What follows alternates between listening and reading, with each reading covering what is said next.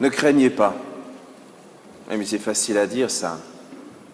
C'était il y a 2000 ans, et Jésus était sur le point d'arriver. Sauf que, si vous faites bien attention, les bergers qui ont entendu ces mots, ne craignez pas, finalement, ça n'a pas changé grand-chose pour eux. Ils ont vu un enfant dans une crèche, puis après, ils sont repartis.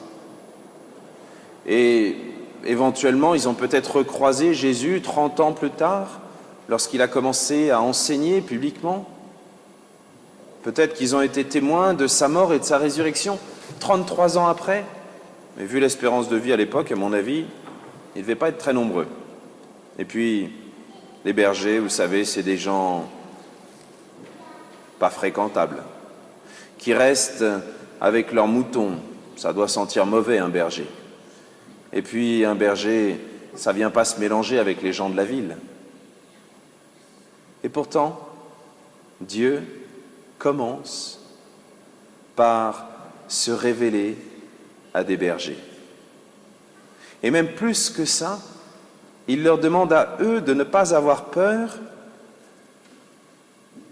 et implicitement d'aller porter cette bonne nouvelle, puisque la grande joie est pour tout le peuple. Cette bonne nouvelle, il faut donc qu'il l'annonce. Aujourd'hui, vous est né un sauveur. Et pour comprendre ça, il faut imaginer ce que c'est que ce sauveur.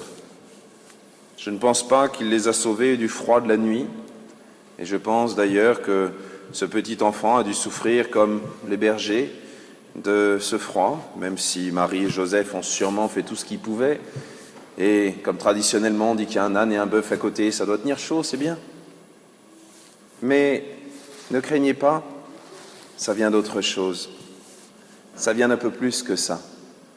C'est une promesse d'avenir, une promesse d'éternité. Vous savez, un petit peu comme après une longue traversée, on voit enfin le phare au bout de la nuit, au bout de l'horizon. Juste une petite lumière de rien du tout. Même s'il y a encore des heures et des heures de navigation, peut-être même des jours, on sait que c'est là et qu'on a touché au but. Aujourd'hui, c'est cette lumière-là que je viens vous annoncer. Et même plus que ça, nous avons un avantage sur les bergers. Nous savons que cet enfant est plus qu'un petit enfant comme les autres. Nous savons qu'il est vraiment le Fils de Dieu. Nous savons qu'il est venu pour relier chaque homme à Dieu.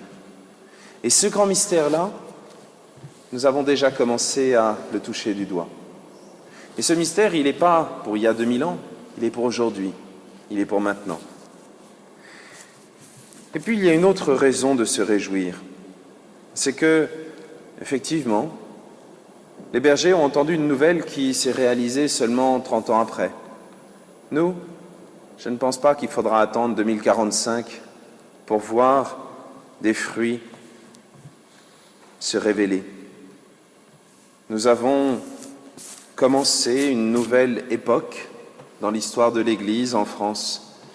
Et je suis désolé de faire mentir tous ceux qui voudraient dire que « Ah, mon brave monsieur, il n'y a plus de saison, il n'y a plus d'avenir, il n'y a plus de jeunesse, il n'y a plus de ceci. » Non, c'est faux.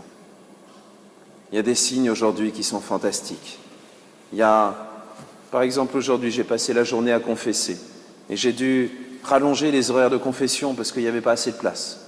C'est quand même impressionnant. Et c'était la même chose le week-end dernier, à Dieppe, lorsqu'il a fallu se relayer à 2, 3, 4 prêtres pour réussir à confesser tout le monde. Si ça, c'est pas un beau signe. Et même, dans beaucoup de pays occidentaux, on est obligé de construire des séminaires parce qu'il n'y a plus assez de place. Et si vous parlez de pratique, eh bien, les jeunes pratiquent plus que les vieux. Désolé pour tous ceux qui se mettent dans la catégorie des vieux. Voilà, une raison de plus de se dire jeune. Etc., etc., etc. Les raisons d'espérer aujourd'hui sont innombrables. Elles sont grandes, même si effectivement le monde autour de nous peut nous faire peur, avec toutes les barbaries qui s'y déroulent, avec même ces déséquilibres dans le climat comme dans l'intelligence humaine. Mais nous savons que cette lumière a commencé à luire. Nous savons que même ici en France, dans notre vieux pays de chrétienté, eh bien la foi est une parole vivante. Nous savons que nous avons des raisons d'espérer. Alors, ce soir, même si il se fait un petit peu tard, et peut-être à cause de ça, il y a moins de monde, même si nous ne sommes pas très nombreux à entendre cette nouvelle, ça fait rien. Nous savons qu'elle est pour le monde entier. Nous savons que nous-mêmes, nous verrons de nos propres yeux les merveilles de Dieu. Alors demandons-lui d'avoir un cœur qui écoute, un cœur qui sait espérer, un cœur qui sait reconnaître les signes des temps, car, oui, aujourd'hui, nous est né un Sauveur. Il est le Messie, il est le Seigneur, il est le Prince de la paix. Amen.